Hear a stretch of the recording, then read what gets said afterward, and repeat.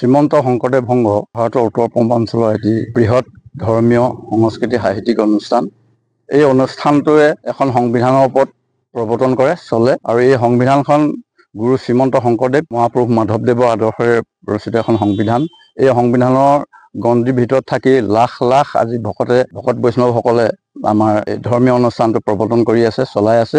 এই সংবিধানখন আজি 17 তাৰিখে টাইপা নামৰ এটা অনুষ্ঠানে কেইজনমান ব্যক্তিয়ে আমাৰ দাহ কৰিছে। এই ক্ষেত্ৰত আমি অত্যন্ত মৰ্মান্তিক আঘাত পাইছোঁ। অকল আমি বুলিয়েই নহয়, অসমৰ সকলো জনপ্ৰিয় ভকত বৈষ্ণৱে অন্তৰত অত্যন্ত আঘাত পাইছে।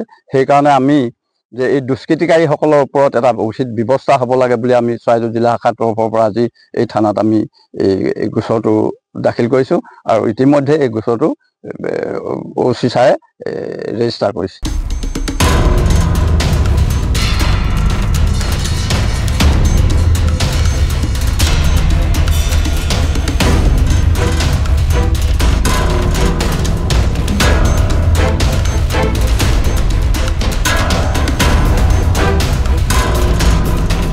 শ্ৰীমন্ত শংকৰদেৱ সংঘ ভাৰতৰ উত্তৰ পূৰ্বাঞ্চলৰ এটি বৃহৎ ধৰ্মীয় সংস্কৃতি সাহিত্যিক অনুষ্ঠান।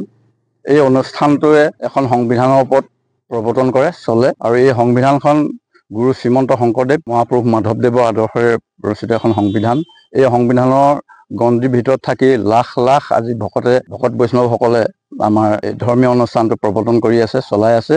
এই সংবিধানখন আজি 17 তাৰিখে টাইপা নামৰ এটা অনুষ্ঠানে কেইজনমান ব্যক্তিয়ে আমাৰ দাহ কৰিছে। এই ক্ষেত্ৰত আমি অত্যন্ত মৰ্মান্তিক আঘাত পাইছোঁ। অকল আমি বুলিয়েই নহয়, অসমৰ সকলো জনপ্ৰিয় ভকত বৈষ্ণৱে অন্তৰত অত্যন্ত আঘাত পাইছে। সেইকাৰণে আমি যে এই দুষ্কৃতিকাৰীসকলৰ ওপৰত এটা উচিত ব্যৱস্থা হ'ব লাগে বুলি আমি চৰাইদেউ জিলা শাখাৰ তৰফৰ পৰা আজি এই থানাত আমি এই গোচৰটো দাখিল কৰিছোঁ আৰু ইতিমধ্যে এই গোচৰটো OC ছাৰে ৰেজিষ্টাৰ কৰিছে।